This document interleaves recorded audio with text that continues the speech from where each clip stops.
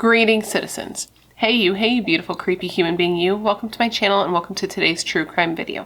I'm so happy we can meet like this. I'm so happy that somehow in all of this that we have going on the day today you and I were able to find each other on this crazy little planet that we call home.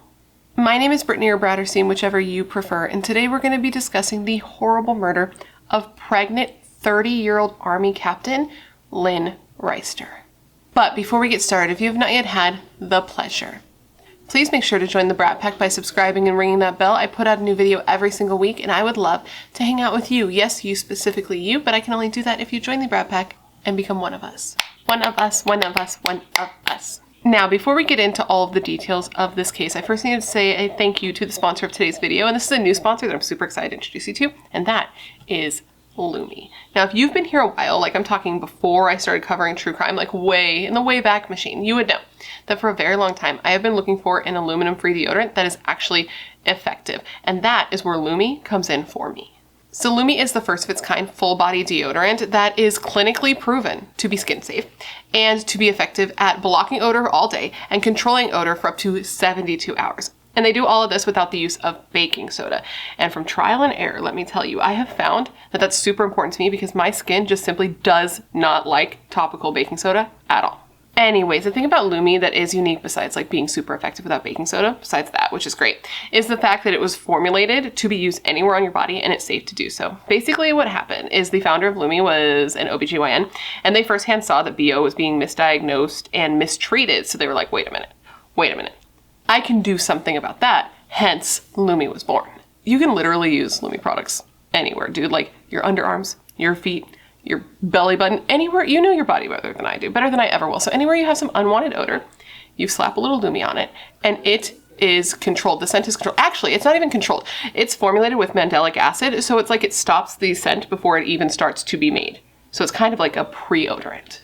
So I got the Lumi starter pack to share with you today. And these are the 4 products that I wanted to tell you all about.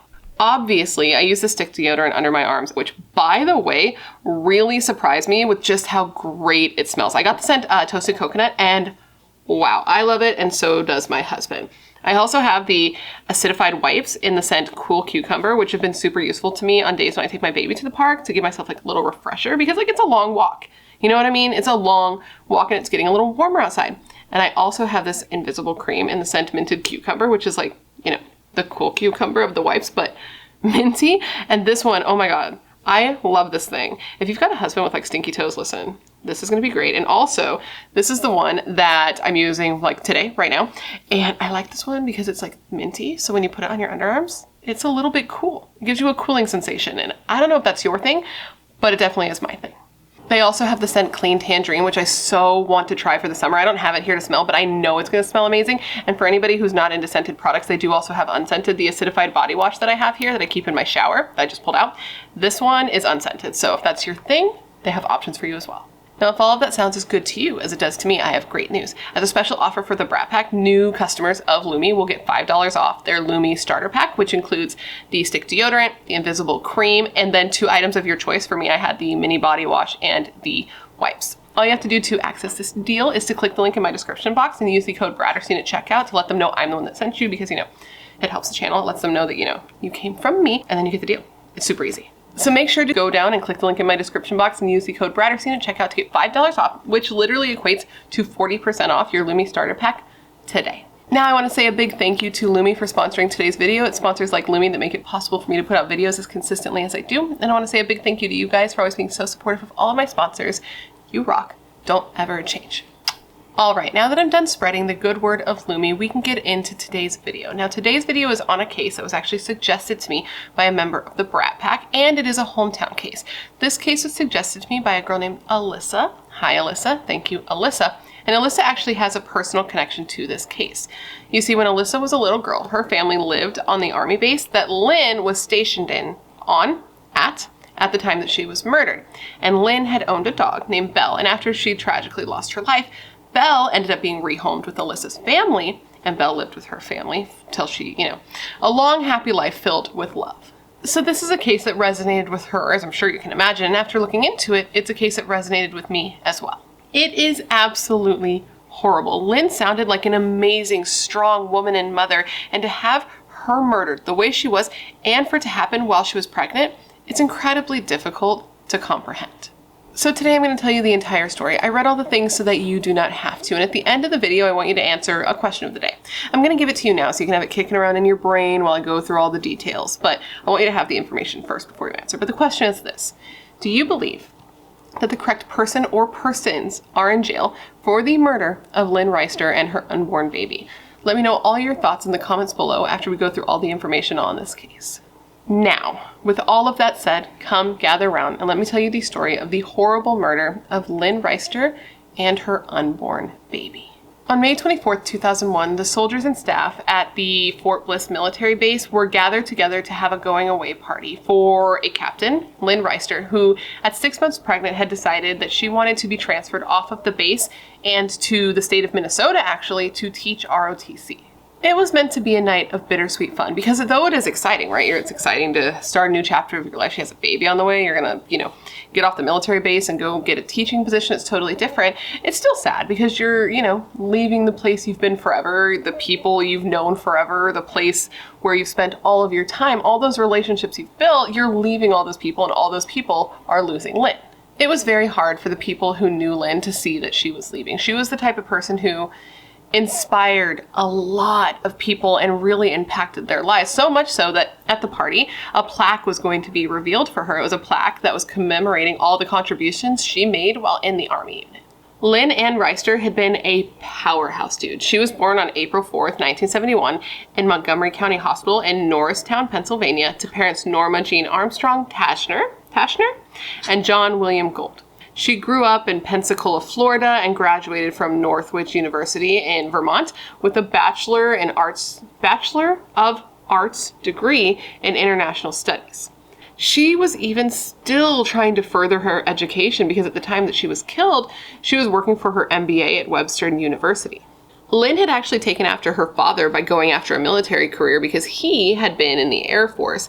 So she joined the Army, and prior to that, she had gone to a private military college and was a graduate of the U.S. Army Combined Arms and Services Staff School and the Air Defense Artillery Officer Basic and Advanced courses. She was incredibly educated, and her awards and decorations included the, quote, Meritorious Service Medal, the Army Commendation Medal, the Army Achievement Medal, the National Defense Service Ribbon, the Armed Forces Expeditionary Medal, the Armed Forces Services Medal, the Army Service Ribbon, and the Overseas Service Ribbon. So lots of awards, none of which I have any idea what they are. Like, my dad was in the Army, but I don't know what that is. I'm sorry.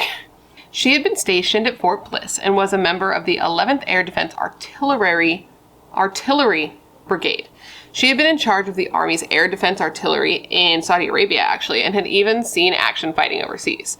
But despite all of that, which would have been traumatizing, right? If you've actually seen action, that can be incredibly traumatizing. She was still a really happy person with a smile that lit up the room. She was a very intelligent person who brought out the best in people, and she was said to be the type of person who just inspired.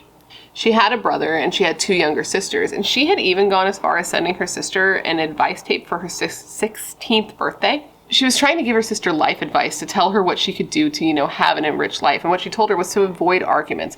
Avoid arguments and be happy. Don't let anything rob you of your happiness, because that's just the most important thing about being alive. She was also said to just be like a really great superior, which I think is something that not a lot of people get. I mean, I don't know if the Army is different, but just in general, I don't think we all get great superiors, but she was said to be that. She would write birthday cards for all of her cadets, and she would even do welfare checks where she would go to the homes of her cadets, like to their family, so that she could meet the people who cared about the people that she was leading. She was 30 years old, man. She was the mother to a 4-year-old boy named Tristan, and she was pregnant with a tiny baby. She was super excited, but also scared to be literally changing her life completely, to be starting a whole new chapter, leaving the job she'd known forever to dive in to a new career path with a brand new baby. It's basically an entire new life, and it's something I can very much relate to because I was going to say just did that, but I did that about a year ago when I'm filming this, and probably a little more than a year ago when you're watching this. So back to the party. People are gathered that night to honor this woman. But minutes passed, then hours passed, and Lynn never showed up. Lynn had been murdered, and it was a horrible scene. The prosecutor on her case later saying it was one of the most graphic scenes they had ever scene. She had been stabbed to death in her El Paso bedroom. She was literally killed while she was in her bed. She had been stabbed to death. Her throat had been slit very deeply. She had a bloody palm print. Somebody's left bloody palm print on her right forearm. And she was found by her husband of 5 years, Roger, the father of her unborn baby. She was found by Roger and her 4-year-old son. Now, let's discuss Lynn and Roger. Lynn and Roger had met at an army-based bar in Germany. It was one of like the few bars that played country music, and that's something that, you know, Lynn and Roger both liked. And this was a bar where Lynn and her friend Debbie would spend most of their free Saturdays. Roger was an enlisted officer, and as soon as he and Lynn saw each other, there were immediate sparks. Like Roger said, that he found Lynn's smile to be mesmerizing. She was easy to talk to, and the two just hit it off. And he was exactly the type of guy that she wanted. He was smart, he was strong, he was in the military just like her, so it seemed like a perfect fit. Except for the fact that, like, technically speaking, it was really, really against the rules. I think it was even illegal for the two of them to date, because she at the time was a lieutenant and he was an Army first-class officer, and it is, like, against the rules. I don't know, I can't remember if it's illegal or if it's just against the rules. Someone let me know. But basically, if you are somebody who's in a higher position, you can't be romantically involved with somebody who's lower than you. The only way that can happen is if you guys are married. So the two decided that they were going to continue with their relationship. They were just going to keep it on the hush-hush. They had to be secretive about it since it was against the rules. So Roger would still, like, salute her whenever he saw her and pretend like nothing was going on, like, nothing to see here. I'm just saluting my lieutenant, you know? But people started to question it, and they'd ask, like, if something was going on between the two of them, and they would always deny it. It was very scary for them because Lynn was a higher-ranking military officer, and it was a violation of the, quote, Uniform Code of Military Justice. And if they were found out, Lynn could have literally lost her career. Like, she would have been screwed if they found out the two were dating. When, you know what I'm saying. So despite the risks, the two decided to carry on a passionate affair, le passion. But after a little bit of time, it wasn't even that long though, actually, because I think it was less than a year from them meeting to them getting married, they decided, like, let's go off to Denmark. Let's get married so that we can openly be together. So they do just that. Then eventually they go on, they have their first son, Tristan Noble Reister, and by that time, I mean, they're married. The military can't do anything about it. So they're married. They had their baby. Roger and Lynn loved being parents. They loved their baby boy. Everything seemed to be so perfect and everyone seemed to be so happy. But there were problems. There always are in our stories, aren't there? So they were both in the military, right? And by this time, she's a captain. He's a sergeant, which meant that there was often periods of time where one of them was away for a long time. Like, for example, Roger even missed the birth of their first son, Tristan. He had been away, you know, doing military things, militarying. I don't know what they do. He was off doing what he does. He comes back. She's just standing there with the baby, and it's like, this is your son. And he was totally blown away. He, like, grabbed them and hugged them both at the same time, not even knowing how to handle that. So he goes on deployment while she's pregnant. He comes back, they have their short honeymoon phase, and then she has to leave. She gets deployed to Hungary. And it was super hard for her to leave after having her son. Like, leaving her baby was very hard for her. So she would do everything she could to make sure she was present in his life and that he would remember her while she was away. So he would, like, make her little videos reading, like, books to him, which is just, like, break my heart. It's so cute. But it was still, like, super, super hard for her. And it was hard for Roger, too, for each of them to be away from each other and to be away from the baby. So they ended up actually asking the military for permission to be, like, stationed back in the US. And in 1996, this was granted, and they were stationed at Fort Bliss. So now they're at Fort Bliss, right? But even though they're stationed in the US, they still have to go out on, like, deployments and things like that. So next in line, I don't know if there was another one between Lynn's Hungary trip and this, but basically what we're talking about now is Lynn gets deployed. That's the word. I'm going to say right now, if I sound ignorant to military jargon, it's because I am. It's not something I know anything about, so I apologize if that bothers you. I just don't know. It's a lack of information. So Lynn gets deployed to Saudi Arabia. And that's already hard. Being away from your husband is hard. Being away from your baby is hard. But what made it more difficult for Lynn was the way that Roger would act when she was away from home. So while Lynn is off working in another country, away from her family, away from her baby, Roger is back at home and he's being a total party animal. He's going out to the bars. He's hanging out with a lot of people. He's letting anyone and anyone come into his home, party at his home, sleep in his home. The home that his baby's at? Like, are you kidding me? Am I right? I would lose my mind. And he's doing all this, and it's not like he's partying and hanging out and drinking with other adults. They're like, well, they were probably legally adults, but they were like teenagers, right? So this is happening. And Lynn knows it's happening, but she can't do anything about it because she's on the other side of the world, just having to hear about it. You know what I mean? Like, it's real not tight. It got so bad that shortly before she was killed, she actually left like a voicemail, not a voicemail, she left a message on the couple's answering machine at home because, you know, 2001, not a voicemail. So she left a message on the answering machine where she was like, listen, our marriage cannot withstand another deployment like this. She was so upset with the way he was acting. He was going out, acting like a kid, not calling her back when she would call him. He wasn't even sending her money when she needed it. And he was letting all these people, including young women, stay in their home. She said to him, like, look, you're not single anymore. And really, I just need to know if you're even going to be there to pick me up and take me home when I get there. Like, that's what their relationship had come to. Now, Lynn did come home. I don't know if you picked her up, but she did come home. And once she came home from this deployment, there were a lot of changes all at once. Now, first, which is rich and ironic, is Roger accused Lynn of cheating on him when she was in Saudi Arabia. He was like, you've been messing around. I know it, I know it, I know it. And she was like, absolutely not, and completely denied it. But despite this, Roger moved out and he ended up moving into the barracks, like on the army base, and left the family home. Lynn should have cut her losses there. I'm not going to say should have, because everyone's entitled to handle their relationship how they want to. But she chose not to cut her losses then. And she was very insistent on continuing with the relationship and trying to fix what she had with Roger. She didn't believe in divorce. She didn't want to end her marriage. She didn't want to break up her family. So the two ended up even going to couples therapy, doing everything they could. And eventually things did get better and Roger moved back into the home. They did their counseling. They even started going on dates and reconnecting. And it was kind of like they had a fresh start and like a restart to their relationship. So they're back together. And this is about 4 months after Lynn got back from Saudi Arabia. And Roger came up to her and he was like, hey, question. How do you feel about my brother moving in with us? Okay, so Roger's brother, his name was Rodney. He was 24 years old. He was about to come up for a probation. I don't think it was parole. I think it's probation in Florida. Basically, he had been in jail. And I guess like nothing he had done, none of them were considered violent crimes. He had just been in jail for like stealing, grand theft auto, starting fires, and he had been in a boys' home for a little bit. That's his situation. So Rodney's about to be released and Roger wants his brother to move in with him. And he was going to be able to get permission to be released to El Paso, because remember, he's being released in Florida. They were going to let him come to El Paso. But the only way he could do this is if he got like letters of recommendation for people saying, you know, this would be a good fit, it would be safe, etc, etc. So Roger asked Lynn if she would do this. And she was like, you know what? Yeah, family's family. So she wrote these letters to like the probation parole board situation and was like, yes, blah, blah, blah, whatever she said. And even said that she would be responsible for him when he came back to Texas. Or came to Texas. I don't know if he had been there previously, but when he came to Texas, she would be responsible for him. That's how far she went for this family.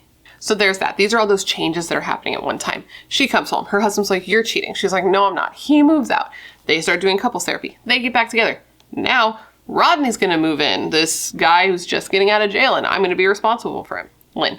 And then she finds out she's pregnant with the couple's second child. So that's a lot all at the same time. So now there's all those changes, and now Lynn wants to add one more change to the mix. With all things considered, the fact that she's pregnant, the fact that these deployments have been really, really difficult on her marriage, Lynn decides that she no longer wants to go on deployments. She wants to stick closer to home, so she puts in the request to be a teacher and to teach ROTC in Minnesota, and it gets approved. And she's super excited. She's super excited to like go on this new adventure, get a new job, be a teacher, move on with her life in a totally new direction, hopefully with like a happier life with her new baby and her, you know, newly renewed relationship with her husband.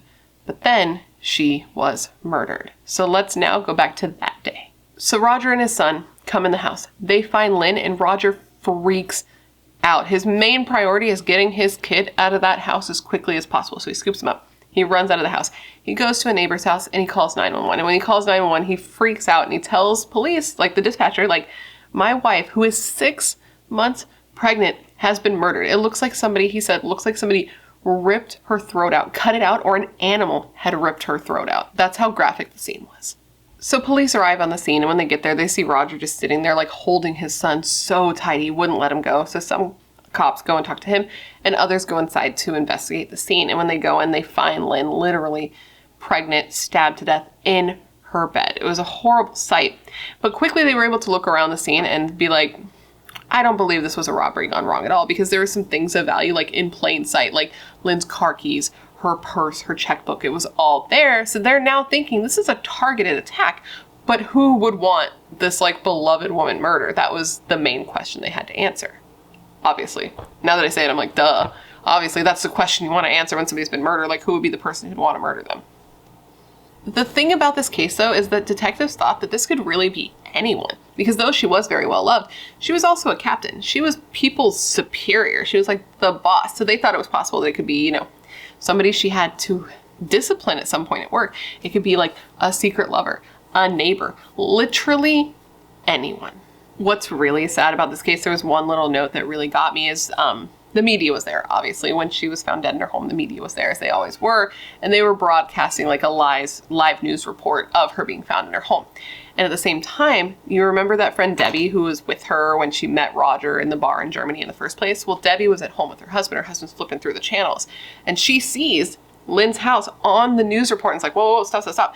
And they hear the report about a woman being found dead in her home, and she knew immediately that Lynn was dead. So she and her husband quickly ran over to be there with Roger and with Tristan the boy. But this was after, Debbie picked herself up off the floor, because when she heard the news report that Lynn had been killed, she literally just fell into a pool on the floor and could not compose herself at all. Once the autopsy report came back on Lynn's case, it showed just how brutal her murder was. And it also showed that she had fought for her life.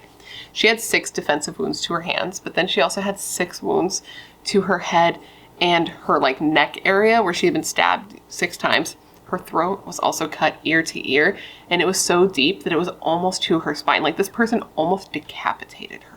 Lynn's murder devastated those that knew her, especially the people from Fort Bliss. Like, when her memorial service happened, it was packed with people from the Army base. She ended up being buried in her Army uniform dress, and she had an ascot, to hide her neck, because she had an open casket. So she wore her uniform dress, she had the ascot to hide her neck, and this note just destroyed me. But she was buried with a baby boy, a baby blanket, for the son that she never got a chance to meet, which just destroyed me, really, truly. I can't. No. Lynn and her baby ended up being buried in the Fort Bliss National Cemetery, and it's so sad, dude, because she was killed before her son. She was killed before her mother. She was killed before her brother, her 2 sisters, and even her grandmother.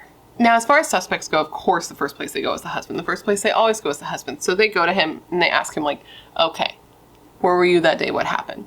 And he said that day he had been trying to get a hold of Lynn all day. He says that he left for work at about 4:30 in the morning, or he was trying to leave at 4:30, but he had issues with his truck. So he called his brother Rodney over, who by this time had moved out. He helped him with the truck, and then he left. And he actually took his son to work with him that day, because Lynn had a doctor's appointment. So what their situation was going to be is he was going to take Tristan to work with him for a little bit. She was going to go to her doctor's appointment, and then she was going to come pick Tristan up later so that, he didn't have him at work all day. He said, though, that Lynn never showed up, and he called her over and over throughout the day, and she never answered the phone. And he did think it was weird, but he didn't think much of it until he got home, saw her car in the driveway, and then found her like he did in her bed. When it came to Roger, though, they did rule him out pretty quickly, because he had a strong alibi. For one, he literally had his son with him the entire day. He was also seen at a gas station, and then he had been at work all day, so people had seen him at work all day, and he had been seen leaving that morning to go to work by his brother. So there was a lot of people who saw him, right? So they knew he hadn't been there that morning. But keep in mind, Roger also had a lot of weird people at his house at all times, so could that have anything to do with what happened to Lynn? This is what police are thinking. Now, there was somebody else that police wanted to look into, obviously, and that was Roger's brother, Rodney, because one, he was there. He was around, he was close to the family, he knew Lynn, and also he had been there that morning because he had been, part of Roger's alibi, because he was there. He saw his brother leave. And fortunately for them, Rodney was there while they were there investigating. He had come to be there with his brother and, support, all that jazz. So they talked to him right away, and they find that he at this time had been living with his girlfriend, and that's because things hadn't gone so well when he was living with Lynn and Roger. Turns out that once Rodney moved into the home, there had definitely been some tension between him and Lynn. She wasn't a fan of how he acted in her home. He was kind of lazy and would just lay around all day, wouldn't even try and get a job so he can contribute.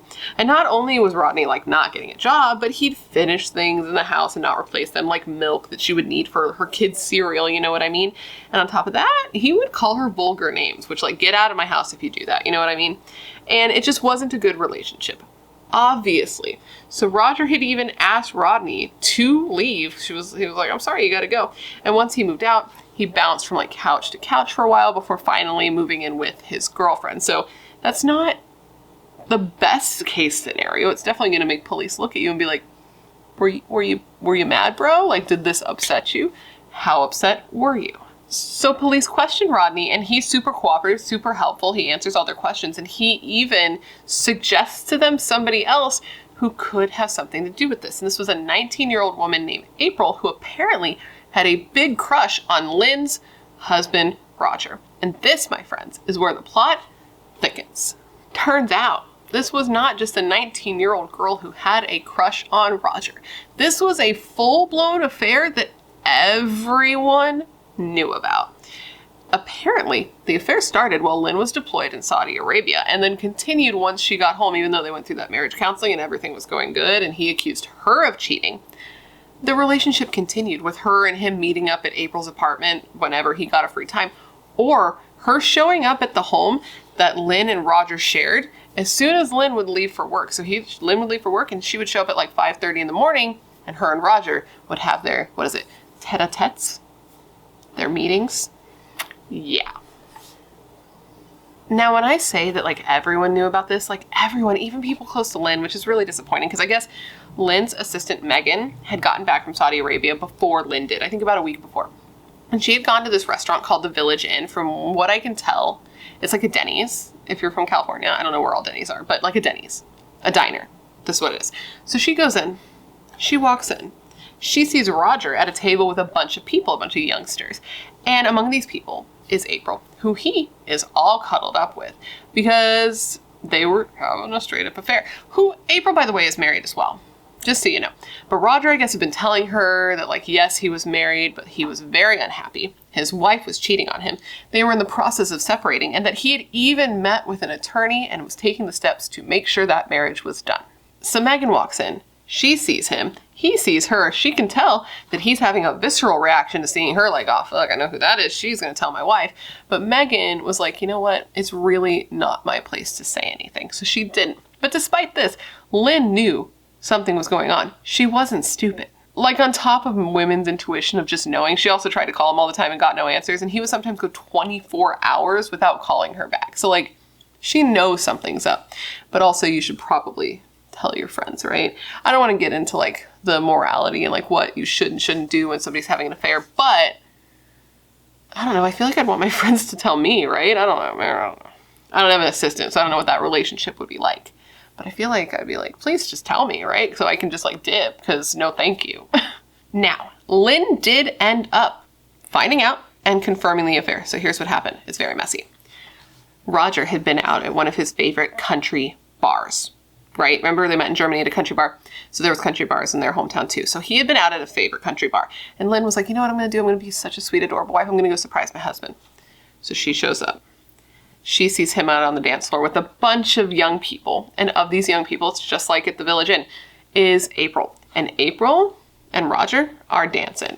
Very clearly a couple, really busting a move. Apparently doing moves that he would never even do with Lynn, which is very hurtful. And what makes this worse, this pisses me off. She went to try to confront him. And every time she would walk up, because he knew that she saw him, every time she would walk up to him, he'd walk away. He was trying to avoid her, his wife, and avoid the confrontation.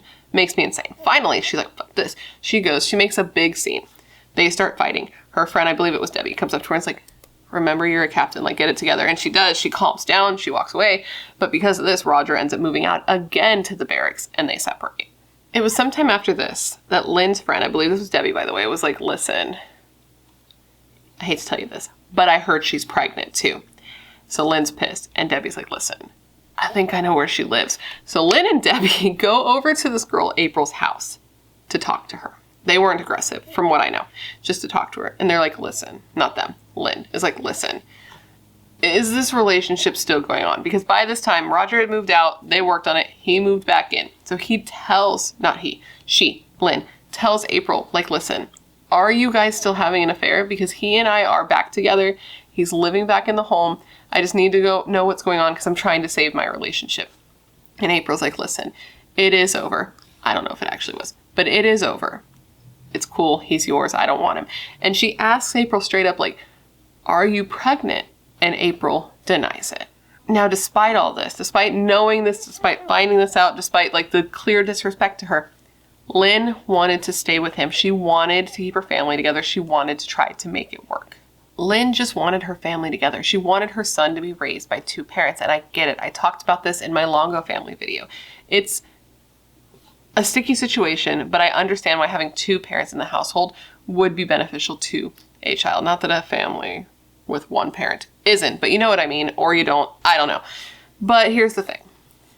April was not truthful, and she was pregnant. Roger knew about it. It was his baby, and he had been super excited about it and going around town and telling people about it. He told people that, you know, April was pregnant. They were having twin girls, and they were going to name them Ripley Renee and Raven Rochelle, which is like a lot of R names. Ripley Renee, Raven Rochelle, Roger, Rodney, a lot of R's. So that's how it had been prior to Lynn coming home. But then when Lynn came home and she found out, and the two decided that they wanted to work on their marriage and go to couple counseling, and he moved out and moved back in, he decided he wanted to make it work with his wife. So he ended the relationship. He told her he wanted nothing to do with her. Then he started denying her baby, saying he wanted a paternity test. And she was pretty pissed about this. She was super upset. And she even went to his supervisor, told the supervisor about the affair because that's like a big problem, and said that she wanted child support. So there was some bad blood there. It was very messy in general, that situation. But it turns out that April wasn't even the only one. He had been having several affairs with several different women. So he was just a dog. So anyways, police wanted to speak to April because of everything that I've just told you and the fact that pretty recently, before she was killed, Lynn's tires had been slashed, and police thought it was possible that maybe April had something to do with this because Roger kind of said that maybe she would. He said that April had not taken the breakup well, that she had become kind of obsessed with him, and even 4-year-old Tristan told police, like, quote, April wants to marry daddy. So all of that is weird. But when police come and they talk to April, she is appalled. She is so upset and betrayed at the fact that Roger would even lead them in her direction. She tells police that, like, yes, she did have an affair with Roger, but then threw a curveball at them and was like, Roger is the one who wanted Lynn dead. Roger told me several times that he wished she was dead. He even talked about how he would do it. He even said that maybe he would mess with the brakes on her car, but that he didn't want to do that because he was worried his son would get killed. And then she says that Roger told her that he couldn't do it himself. He would have to kind of find somebody else to do it because he doesn't think he could look into his son's face knowing that he had killed his son's mother. And that then he told April he thought he had a friend who would do it for him. From there, she led police to a man named Patrick Mueller, but we'll get into Patrick a little bit later. First, police want to talk to Roger again because after everything April said, they're like, well, this is very different than what he had said. So they go to him, they're like, so, did you have an affair or what, my guy? Because you made her sound like just somebody who's obsessed with you, but now I'm finding out, you know what I mean? So they go to him, they ask him. He denies the relationship at first, saying like, no, this was just a woman who babysat my kid and then became obsessed with me. But after a bit of pushing, he couldn't deny it anymore. He's like, fine, you got me. Oh man, I cheated. My wife was away for 6 months. Like, what'd you want me to do? And then he's like, I quit it as soon as my wife got back. Like, that was it. It was done.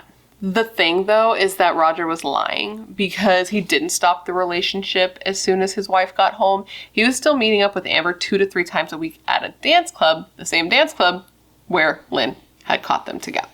So, it appears there are a lot of people who wanted this beloved, pregnant woman dead, but who was it? That's the question. Police are going down each of these paths, researching them, investigating them as thoroughly as they can until they come to a conclusion. But while doing this, they get word that you remember that palm print that was found on Lynn's arm?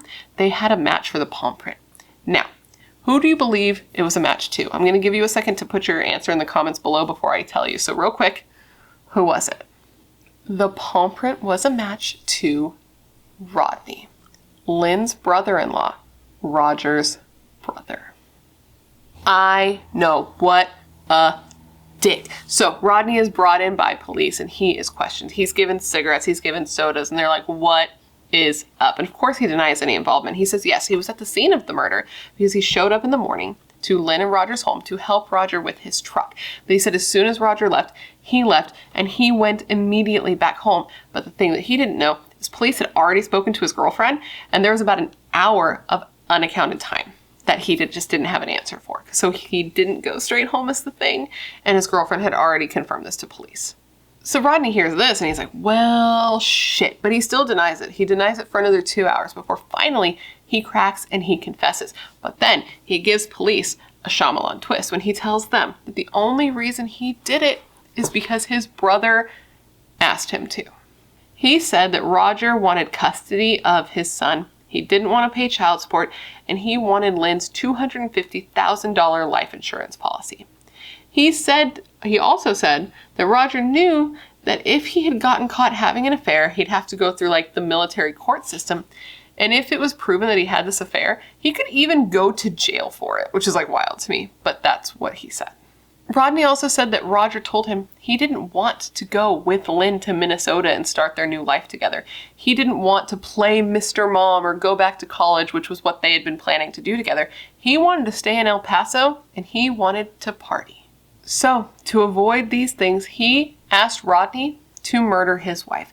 He called his brother that morning to help him fix his truck, but in reality, he took him inside the house. He showed him where to get the knife. He set out a clean pair of clothes for him so that he could change after he was done, and then he told his brother to cut her throat to stop her from screaming, and then as he left the home, he hugged his brother and thanked him for what he was going to do for him. Now, initially he said that when he got there, like his very first story was that when he got there, Lynn was awake, so he left, and he had nothing to do with it. But then they were like, here's the thing. We have your bloody palm print. And that's when he was like, yeah, okay, fine, I did it, but I only did it because my brother asked me to. And he was planning to pay me $1,000 from Lynn's life insurance policy if I went through with it. And that's, Bob's your uncle, that's what happened. He said that morning that when he went in, he saw Lynn sleeping in her bed, and at first he lost his nerve and he wasn't going to do it. But then Lynn looked up at him and saw the knife. And he said at this point he just had to do what he had to do. And that Lynn fought with him, that she begged for her life, that she told him like whatever Roger told him wasn't true, but that they struggled, and that he was stronger and he had the knife. Now, Rodney did come out later and say that he only confessed because he had been lied to by police. The police had told him that Roger had implicated him in the murder and that that's why he confessed. But I mean, he did, like they told him this and then they waited 2 hours and then he finally confessed, so that didn't really line up perfectly. He also tried to say that police told him that they'd make sure he was charged with capital murder unless he cooperated, and then they try to charge him with a lesser charge of voluntary manslaughter if he helped them out. And he says that's the only reason he confessed. But anyways, police hear everything that Rodney has to say and they're like, holy shit, that's wild. So then they go on and they're like, okay, we need to corroborate this. We need to speak to some people and see if there was any animosity between Roger and Lynn. And when they look into this, they find that yes, there definitely was. There were 6 different people who police talked to who were like, yeah, there's a lot of anger there and Roger wanted her dead. 2 of which were people that Roger had gone to and asked if they would help him murder his wife. Now, why didn't anybody say anything earlier? I don't know, but it's maddening because if they had, she would most likely still be alive, because I'm sure she would hear this and be like, oh, I gotta go. You know what I mean?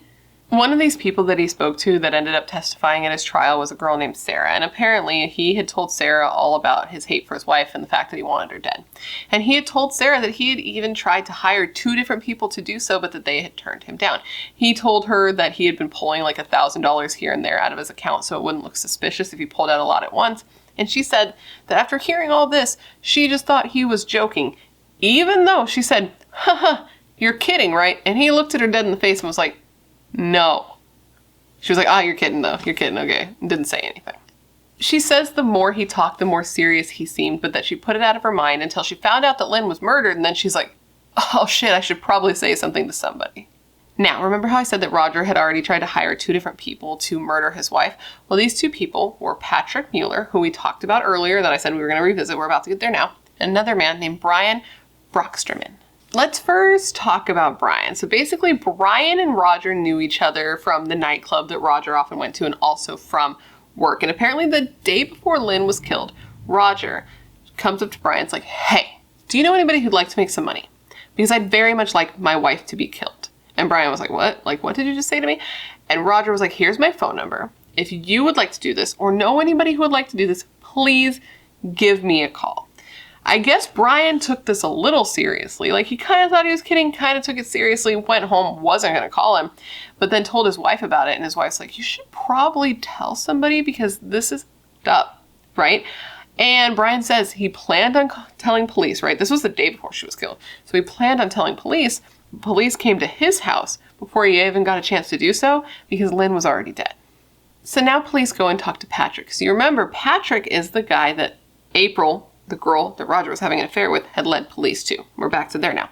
So police go to talk to Patrick. And it turns out Patrick was like a rough guy who had a reputation. He was in the military. He was known to have a bad attitude. He was somebody that you just kind of knew not to get on the bad side of because he was rough and he was tough and he was close with Roger.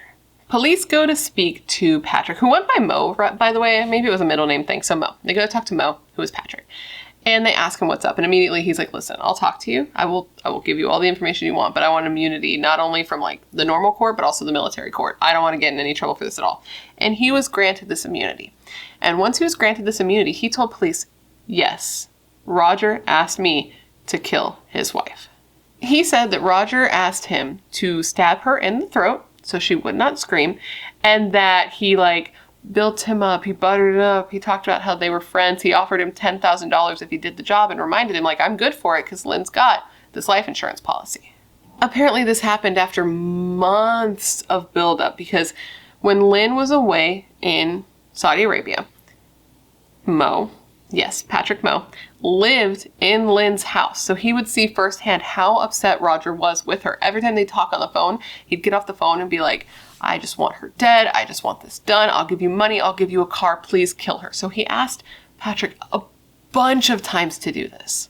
Finally, after all this time, once Roger offered him the $10,000, once Roger offered Mo the $10,000, he agreed, yes, he would do it. When asked, like, why would you agree to do something like this? He was like, Roger was my friend. He said the plan was for Roger to take Tristan and leave for work that day and for him to then come over to the house, go inside, and murder Lynn. He said he got there, but he never went in because he got spooked. He said he thought a neighbor saw him, so he just left. And when he called Roger and told him that he left, Roger was pissed, very upset at him for not going through with their plan. And if you're wondering, could Mo have been involved with what actually happened instead of it just being Rodney? The answer is no, because they looked into him and he did have a solid alibi for the time that Lynn actually was killed. Because I believe this attempt was done on a different day, if I remember correctly. Now, Roger was confronted with this, but of course he denied it, saying he loved his wife, he loved his family, that the two were happy together and the two were working on their relationship and trying to build a future together. But despite this, him and his brother Rodney were both, that's the right English. He and his brother Rodney were both arrested for Lynn's murder. Rodney was charged with capital murder and was facing the death penalty, and he was held on a $125,000 bond, and Roger was actually held on a $500,000 bond, and he was being charged with murder. One of Lynn's friends, Bridget, said of the arrest of her husband, and I quote, "We're stunned. She never outwardly told us there were any difficulties in the marriage," end quote. And Javier Sobrano, the police spokesperson, came out and said that they didn't find any records of domestic violence in Lynn and Roger's household. Like, there was nothing that showed this could have happened.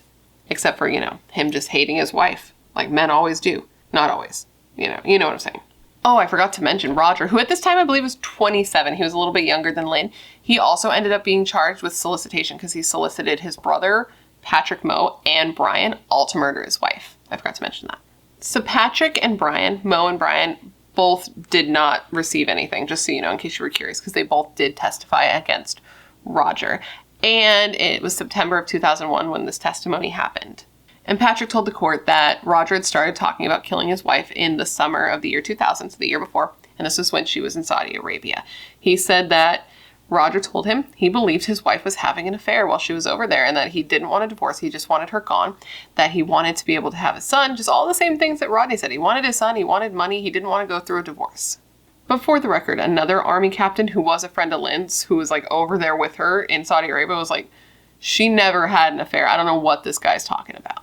Brian also testified against Roger and was like, yeah, he came up to me, he asked me to kill his wife, and I just didn't take him seriously. Nobody took him seriously, man. And if they had, and they had said something, they had told her, they had told somebody, like maybe this could have been different. So Rodney, I believe it was his trial that came first. And his parents came from North Carolina because his father was actually going to be a witness for the state and his mother was going to be a witness for the defense, which I was like, damn, that's going to be an awkward dinner situation. But in a weird move, the judge ended up being like, I'm going to sentence him instead of the jury. And what ended up happening here, because it was very interesting, is that Rodney was initially, up for getting the death penalty for capital murder, if you recall. And that was going to be because he was hired to murder Lynn. But during his trial, it was determined that they believed that he had actually killed Lynn because he loved his brother and not because he was hired, like, monetarily to do so. Like, the $1,000 he was offered was inconsequential. They were like, he did it because he loved his brother, not because he wanted the money. So he's, instead of being convicted of capital murder, he was convicted of just murder. And the judge sentenced him instead of the jury sentencing him and ended up giving him the maximum, which was life in prison.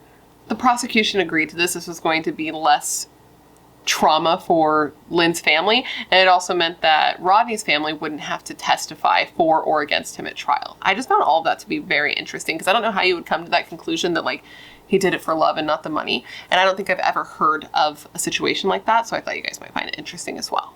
Now, Roger. Roger proclaimed that he was innocent and said that every other person who had anything to say about it that was different than that was just a liar. And initially, Roger was charged with murder, but Rodney wouldn't testify against his brother. Even though his brother was literally saying that the entire thing was Rodney's fault, Rodney had such loyalty to his brother that he wouldn't even testify against him. So the murder charge ended up being dropped, and he got charged just for solicitation to commit murder. And the whole time, Roger just said, I'm innocent. It wasn't me. My brother did it entirely himself. He put everything on Rodney. And he said specifically of this, quote, Lynn lost her life and Rodney did that. And I'm not sure why Rodney did that, what his selfish motives were, why he decided to do that. But why do I need to suffer for his choices? It had nothing to do with me. Ultimately, though, Roger was found guilty of solicitation to commit murder, and he was given 4 life sentences to be served concurrently. But, both Roger and Rodney have appealed their convictions, as these men always do, but all of their appeals have been denied, and at this point, they are both eligible for parole in 2031. Now, if you're curious what happened to the couple's son, if you're wondering what happened to Tristan, Tristan was sent to live with an aunt after his mother was murdered and his father went to jail. And he said this was very traumatic for him because he was essentially living with a stranger. He said that he hasn't spoken, at least at the last interview I saw, he had not spoken or seen his dad since it happened. And he said that when he saw his dad, the only thing he could think to ask him is like, do you actually believe your own lies? Because he doesn't believe he'll ever get any truth and real responses to any of his questions from his father. It's just very sad. He lost both of his parents in one fell swoop and over nothing. It's such stupid bullshit. And now he was left without a wonderful mother. And like, kids need their mamas, man. They just do. And all he has left of his mom is the, recordings that she made, the recording that she made for his aunt, her 16-year-old sister, telling her, like, don't argue and don't let anybody spoil your happiness. And a baby book that Lynn had made for him before she died. And with that, my friends, is the story of the horrible murder of Lynn Reister. I hope you found it informative and it made sense, and I gave you all the information you would want when looking into this case. And of course, I just want to thank you for remembering Lynn with me today. Now, considering everything I've told you throughout this video, I want to revisit the question of the day, and that was this.